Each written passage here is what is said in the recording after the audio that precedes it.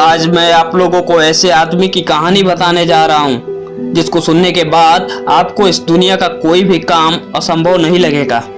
इसलिए आप लोग इस वीडियो को पूरा जरूर देख लीजिएगा।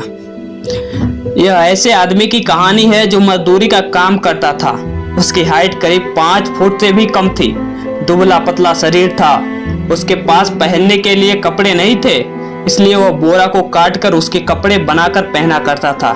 पाँव में टीन का चप्पल बनाकर पहना करता था। वह बिहार राज्य के गया जिले के गलहोर गांव में रहता था, जो कि पिछड़ा गांव था और वहां बहुत सारे पहाड़ थे। एक दिन वह पहाड़ के दूसरे छोर पर काम कर रहा था और उसकी पत्नी उसके लिए खाना ले जा रही थी। तभी उसका अचानक पैर फिसला और वह गिर गई। गांव में कोई इलाज का साधन नहीं था। इलाज का साधन था भी तो पहाड़ी के उस पार था। पहाड़ के उस पार जाने का कोई रास्ता नहीं था, इसलिए अस्पताल जाने में काफी देर हो गई, जिसके कारण उसकी पत्नी का देहांत हो गया। वह अपने पत्नी से बहुत ज्यादा प्यार करता था। उसके पत्नी का नाम फगुनिया था और इसका नाम दशरथ मांझी था। अपनी पत्नी की मृत्यु के बाद दशरथ मांझी ने यह संकल्प किया कि जिस पहाड़ के कारण मेरी पत्नी की मृत्यु हुई है, उस पहाड़ को काटकर मैं इसके बीच से रास्ता बनाऊंगा, जिससे कि और लोगों को परेशानियों का सामना ना करना पड़े। लेकिन उसके पास पहाड़ तोड़ने का कोई बड़ा साधन नहीं था, इसलिए उसने छेनी और हथौड़ी से ही पहाड़ तोड़ना शुरू कर दिया। जैसा कि हर इतिहास रचने से पहले यह होता है कि लोग उस पर हंसते हैं, वही हुआ। कोई उसे पागल कहता, कोई उसे पत्थर मारता, कोई कहता कि छोड़ दो, तुम्हारे बस की बात नहीं है। बहुत से लोग उसके छोटे शरीर और उस विशाल पहाड़ को देखकर हंसते थे। बहुत से लोग ताना देने लगे, डिमोटिवेट करने लगे।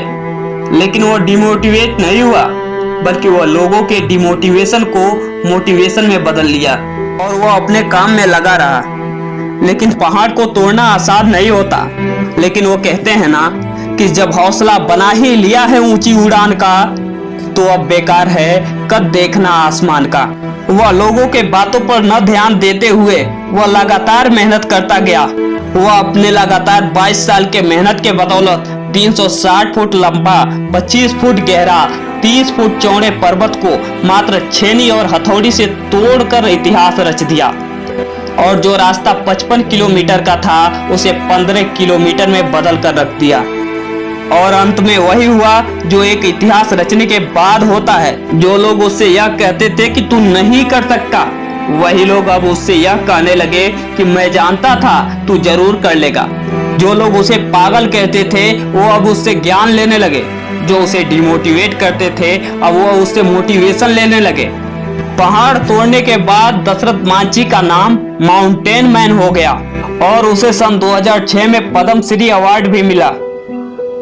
उसके नाम से सड़कें और अस्पताल भी बनी और सन 2015 में उसके नाम पर मांझी दी माउंटेन मैन नामक मूवी भी आई। हमें दशरथ मांझी से यह सीखना चाहिए कि हमें कभी हार नहीं मानना चाहिए। हमें लोगों की बातों से डिमोटिवेट नहीं बल्कि मोटिवेट होना चाहिए, क्योंकि डिमोटिवेशन सबसे बड़ा मोटिवेशन होता है। मैं इस वीडियो का अंत सिर्फ 2 लाइन कह के करना चाहूंगा कि जिस जिस पर जग हंसा है, उसी ने इतिहास रचा है।